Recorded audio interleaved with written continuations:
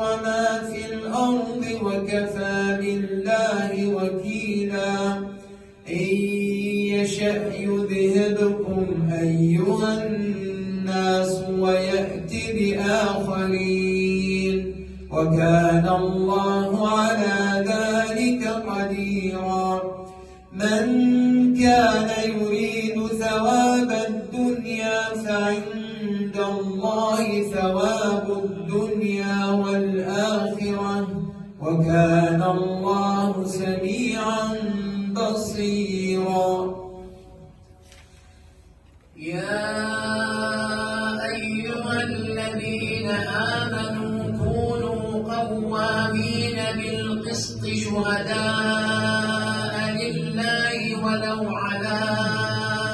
أنفسكم أو الوالدين والأقربين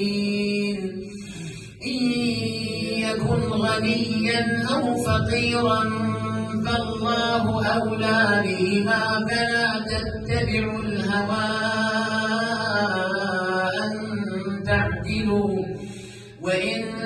تلووا أو تعرضوا فإن الله كان بما تعملون خبيرا يا أيها الذين آمنوا بالله ورسوله والكتاب الذي نزل على رسوله والكتاب الذي أنزل من قبل ومن يكفر بالله وملائكته